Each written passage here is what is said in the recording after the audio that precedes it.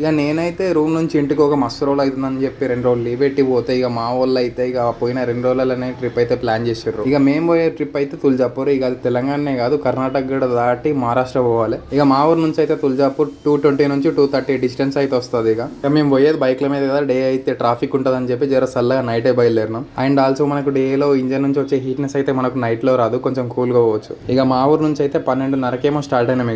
ఇక మేమైతే 4 బండ్ల మీద ఇద్దరం అంటే 8 మంది పోయినాము. ఒక అపాచీ, ఒక R15, ఒక SP 160, ఇంకొకటి పల్సర్ 150. ఇక ఆల్మోస్ట్ 80-90 కొట్టేసినాం బండి.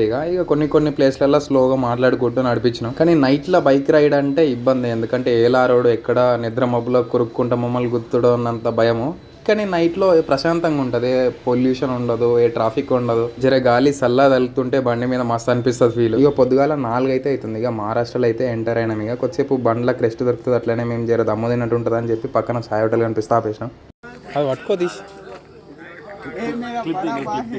ఇక ఆడ అర్ధగంట అనుకున్న కాడ గంట అయితే బాతకాన్ని కొట్టిగా జర ముంగటికి పోయి పెట్రోల్ బంక్ కనిపిస్తే ఆడ వండుకున్నాం. పొద్దున్న లేవగానే సన్సెట్ మస్తు ఉందని చెప్పి ఫోటోలు అయితే దిగినాం. ఇక ఎట్లనో ఒకట్లా గుడికి అయితే వచ్చేసినాం. ఇక మాకు గుడికి దగ్గరనే ఏదో ఒక రూమ్ చూసుకోవాలి, అంటే తెలిసిందే కదా ఇక మాకు జర బద్ధకం ఎక్కువ. ఇక దగ్గరలో అయితే తక్కువ ఏదో వాడుకోయి ఇక అందరం రెడీ అయిపోయి దర్శనానికి అయితే గుడిలో నిలబడడం. ఇక మాకైతే 1.5-2 గంటలలో అయిపోయింది దర్శనం. ఇక 2 గంటలలో అయితే మేము లెగ్ టచ్ అని చెప్పి కొన్ని గేమ్స్ అయితే ఆడినాము. ఇక అప్పుడు ఆ మూమెంట్లో నాకు ఈ వీడియో తీయాలన్న ధ్యాసం లేకుండే, కానీ చుట్టుపక్కల ఉన్న వాళ్ళ రియాక్షన్స్ అయితే మామూలు లేకుండా. ఇక మా దర్శనం అయితే కంప్లీట్ అయిపోయింది. ఇక పబ్లిక్ అయితే ఇక సండే కదా ఇక బాగానే ఉంటారు రష్. ఇక చిన్నయో పెద్దయో ఇక 2 నెలలకైనా అది కూడా కాకపోతే 6 నెలలకైనా ఫ్రెండ్స్ తోటి జర దగ్గర దూరమో ట్రిప్పులు అయితే అండి, జర మైండ్ రిలాక్సేషన్ ఉంటుంది.